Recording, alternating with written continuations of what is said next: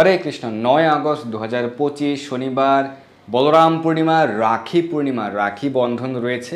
তো অনেকেই রাখি বন্ধনের মাহাত্ম্য সম্পর্কে জানতে চেয়েছেন এবং রাখি বন্ধন কখন করতে হবে, সেই শুভ সময় কোনটি, সারা বিশ্বের সেই শুভ মুহূর্তের সময়সূচি আজকে আমি প্রদান করব।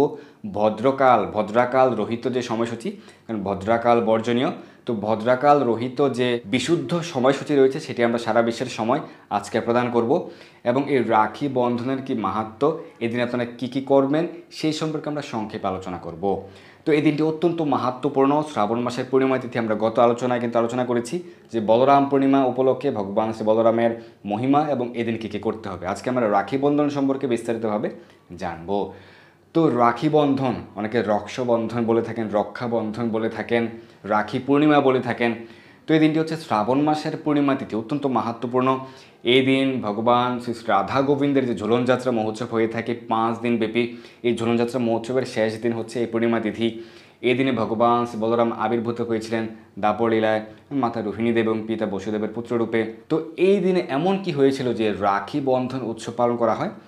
এর কারণ হচ্ছে যে আমরা সকলেই জানি স্বর্গের রাজা ইন্দ্রদেব। তো স্বর্গের রাজা ইন্দ্রদেব তিনি হচ্ছে প্রথম এই রাখি বন্ধনে যে রাখি ধারণ করেছিলেন, অর্থাৎ এই মহাবিশ্বের সাপেক্ষে প্রথম রাখি ধারণ করেছিলেন স্বর্গের রাজা ইন্দ্রদেব, এবং তাঁর পত্নী, তার স্ত্রী শচী দেবী কিন্তু সেই রক্ষা কবচ সূত্র তাকে পরিয়ে দিয়েছিলেন। তো সেই সম্পর্কে আমরা জানবো।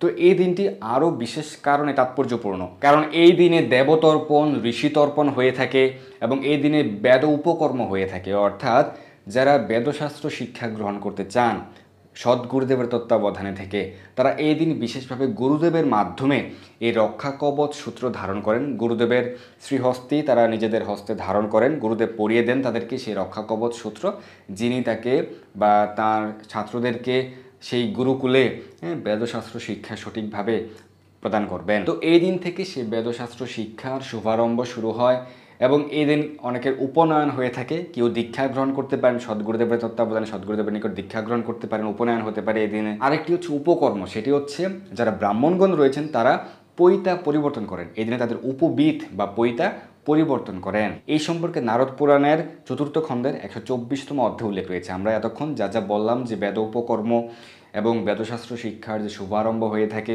উপনয়ন হতে পারে, এদিনে উপবিদ পরিবর্তন করা হয়, সেটি নারদ পুরাণে উল্লেখ রয়েছে। তো প্রথম রক্ষাবন্ধন, রক্ষা কবচ ধারণ করেছিলেন ইন্দ্রদেব।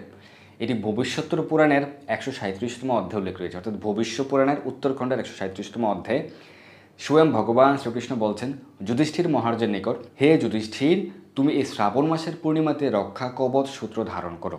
সেই রক্ষা কবচ শুধুমাত্রই সুতো সেরকমটি নয়, সেটি কি দিয়ে প্রস্তুত করতে হবে সেটিও শাস্ত্রে রয়েছে। সেখানে কি কি থাকবে, কি কি উপকরণ থাকবে, কখন ধারণ করতে হবে, কে ধারণ করিয়ে দেবে, কি মন্ত্র রয়েছে, সব কিছু আমরা প্রদান করছি এবং শুভ সময় কিন্তু আমরা প্রদান করছি। তো ভগবান শ্রীকৃষ্ণ যুধিষ্ঠির মহারাজের নিকট বলছেন যে শ্রাবণ মাসের পূর্ণিমা অত্যন্ত মাহাত্ম্যপূর্ণ।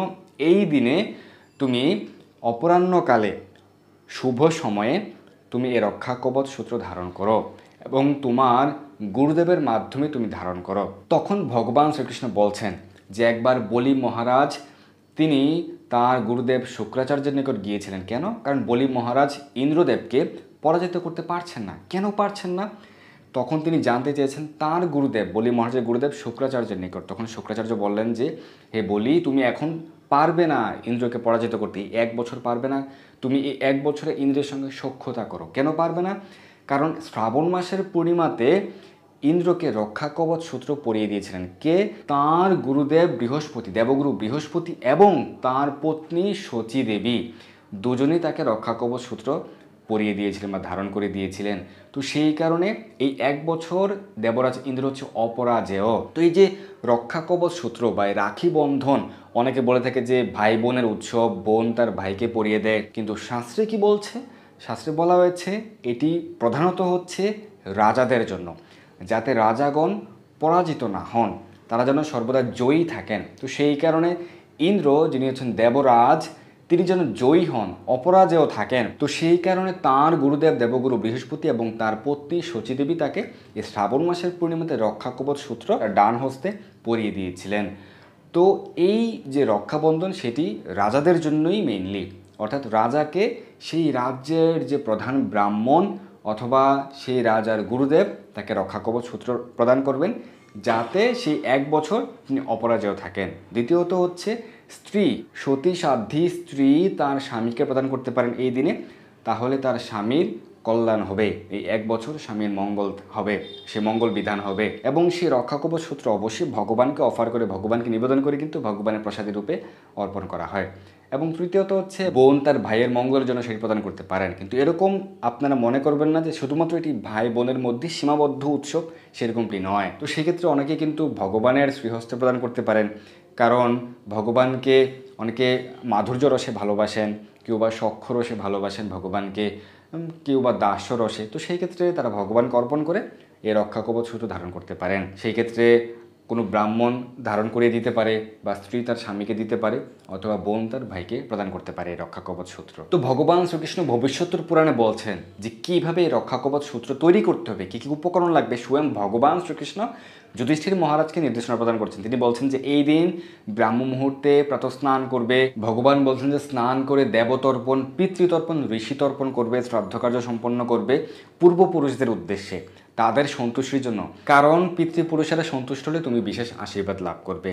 তো ভগবান তাকে বলছেন যে বিকেলে বা অপরাহ্নকালে এই সূত্র তুমি তৈরি করবে, এই রক্ষা কবচ সূত্র প্রস্তুত করতে হবে সেই দিন বিকেল বেলায় বা অপরাহ্নকালে বা সেই শুভ সময়ে।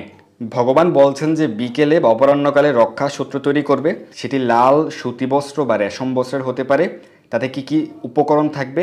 সাদা সরিষার বীজ এবং ধান জব শস্য, অর্থাৎ সম্পূর্ণ শস্যটি থাকবে ধান জব, এবং সুবর্ণ বা স্বর্ণ থাকতে পারে, কালো সরিষা, দুর্বা ঘাস এবং চন্দন নিয়ে তা জলে ধুয়ে তারপর হচ্ছে সেই সুতু, লাল সুতির বস্ত্র বা রেশম বস্ত্রে সেটি, এই উপকরণগুলি গিট দিতে হবে কেশর লিপ্ত সুতো দ্বারা। সেই সুতোটি কেশরে ভিজিয়ে নিতে হবে, এটিকে তাম্র পাত্রে রেখে পবিত্র করবে, ভগবানকে অর্পণ করে আপনি সেটি প্রদান করতে পারেন। উঠোনে একটি চতুষ্কোণ স্থানে গোময় লেপন করে বেদি বা পিঁড়ি স্থাপন করে বসতে হবে। সকলে আনন্দে দিব্য নাম কীর্তন করবে, হরিনাম করবে। প্রথমে ব্রাহ্মণ, রাজার ক্ষেত্রে ব্রাহ্মণ প্রদান করবে, স্বামীর ক্ষেত্রে ধর্মপত্নী প্রদান করবে, ভ্রাতার ক্ষেত্রে হচ্ছে বোন প্রদান করবে। তো প্রথমে অর্ঘ্য দান করবে, অর্চনা আদি করবে, এরপর এই মন্ত্র উচ্চারণ করে ডান হস্তে রক্ষাসূত্র বন্ধন করবে। তো সেই মন্ত্রটি কি? ইয়েনবদ্ধ বলি রাজা দানবেন্দ্র মহাবলহ তেন ত্বাম অভিবদনামি রক্ষে মা চল। এর অনুবাদ হচ্ছে, আমি আপনার দ্বারা সুরক্ষিত হে রক্ষা, যা দানবরাজ মহাবলশালী বলিরাজায় বন্ধন ছিল, অতএব হে রক্ষা, এই অনুগামীকে রক্ষা করতে কখনো ব্যর্থ হবেন না, কখনো ব্যর্থ হবেন না। ভগবান বলছেন যে এরপর দক্ষিণা প্রদান করতে হবে। সেই রাজার কর্তব্য বা স্বামী বা ভ্রাতার কর্তব্য হচ্ছে ব্রাহ্মণদের সেবা করা, অন্ন বস্ত্র প্রদান করা, দক্ষিণা প্রদান করা, যৎকিঞ্চিৎ তার সামর্থ্য অনুযায়ী দক্ষিণা প্রদান করা। তো রাখি বন্ধনের ক্ষেত্রে বা রক্ষা বন্ধনের ক্ষেত্রে রক্ষা কবচ সূত্র কীভাবে প্রস্তুত করতে হবে, কী কী বিধি নিয়ম স্বয়ং ভগবান উল্লেখ করেছেন, আমরা শাস্ত্র থেকে জেনে নিলাম। এবং এদিন কী কী করতে হবে? এদিন অবশ্যই নিরামিষ আহার করতে হবে। যারা আমিষভোজী রয়েছেন সেক্ষেত্রে কোনোভাবেই আমিষ গ্রহণ করা যাবে না। শুধুমাত্র এই দিন নয়, এর আগের দিন এবং পর দিন, অর্থাৎ 9 তারিখ হচ্ছে এই রাখি পূর্ণিমা বা বলরাম পূর্ণিমা, শ্রাবণ পূর্ণিমা। তো সেই ক্ষেত্রে এরা আগের দিন পর দিন সহ আমিষ আহার বর্জন করতে হবে যারা আমিষভোজী রয়েছেন। আর হচ্ছে এই দিন কিন্তু উপবাস রয়েছে, দুপুর 12টা পর্যন্ত উপবাস পালন করতে হবে। এবং এরপর আপনারা বিশেষভাবে ভগবানকে পূজা প্রার্থনা করে এই রক্ষা কবচ সূত্র প্রদান করবেন। প্রথমে ভগবানকে অর্পণ করে, ভগবানকে প্রার্থনা করে আপনারা অর্পণ করবেন। এই দিন অবশ্যই প্রাতঃস্নান করবেন, সেটি ভগবানের সিদ্ধান্ত, ভগবানের নির্দেশ।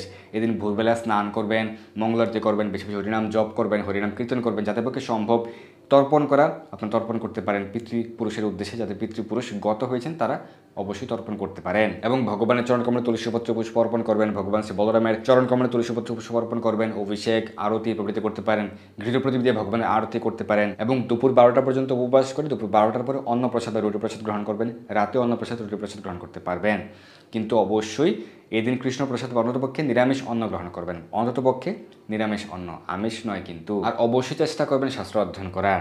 যারা এই দিন রক্ষাবন্ধন, রাখি বন্ধন পালন করছেন কিন্তু আমিষ গ্রহণ করছেন, তাতে কোনো কাজ হবে না, রক্ষাপ্রাপ্ত হবে না। অবশ্যই নিরামিষ বা কৃষ্ণ প্রসাদ গ্রহণ করতে হবে। আর রাখি বন্ধনের ক্ষেত্রে এই বছরের ক্ষেত্রে যে সারা বিশ্বের সঠিক সময়সূচি, ভদ্রকাল রহিত সময়সূচি আমরা এখন প্রদান করছি। এই বছর আরেকটি সুখবর রয়েছে, সেটি হচ্ছে 9 তারিখ এবছর ভদ্রাকাল থাকছে না, কারণ ভদ্রাকাল 9 তারিখ শাস্ত্র সিদ্ধান্ত অনুযায়ী দিনের শুরু হয় সূর্য উদয় থেকে। তো এই দিন শনিবার সূর্য উদয়ের পূর্বে কিন্তু ভদ্রাকাল সমাপ্ত হয়ে যাচ্ছে। যেহেতু এই দিন সূর্য উদয়ের পূর্বে ভদ্রাকাল সমাপ্ত হচ্ছে, তাই এই নিয়ে আর দুশ্চিন্তার কিছু নেই। চলুন আমরা তবুও সারা বিশ্বের সময়সূচি জেনে নেই। আরেকটি বিষয় হচ্ছে, এবছর কিন্তু ভারতের ক্ষেত্রে দুপুর 1:24 মধ্যেই রাখি বন্ধন করতে হবে, কারণ দুপুর 1:24 পর্যন্তই থাকছে ভারতে পূর্ণিমা তিথি। পশ্চিমবঙ্গের সময় অনুযায়ী এই দিন 9 তারিখ সম্পূর্ণ সময় হচ্ছে ভোর 5:11 থেকে দুপুর 1:24, কিন্তু অপরাহ্নকাল যেহেতু সর্বোত্তম, তাই দুপুর 1টা থেকে দুপুর 1:24 হচ্ছে অপরাহ্নকাল। দিল্লি, উত্তরপ্রদেশ, মধ্যপ্রদেশের সময় অনুযায়ী সম্পূর্ণ সময় হচ্ছে ভোর 5:47 থেকে দুপুর 1:24, অপরাহ্নকাল হচ্ছে 1টা থেকে 1:24। অসম, মেঘালয়, ত্রিপুরার সময় অনুযায়ী সম্পূর্ণ সময় হচ্ছে ভোর 4:58 থেকে দুপুর 1:24, অপরাহ্নকাল হচ্ছে দুপুর 12:49 থেকে 1:24। মুম্বাই, মহারাষ্ট্রের সময় অনুযায়ী সম্পূর্ণ সময় 6:18 থেকে 1:24, অপরাহ্নকাল দুপুর 1টা থেকে 1:24। বাংলাদেশের সময় অনুযায়ী সম্পূর্ণ সময় হচ্ছে ভোর 5:31 থেকে দুপুর 1:54, অপরাহ্নকাল হচ্ছে দুপুর 1:22 থেকে 1:54। দুবাই, শহর আমিরাত, ওমানের সময় অনুযায়ী সম্পূর্ণ সময় হচ্ছে ভোর 5:51 থেকে সকাল 11:54 পর্যন্ত।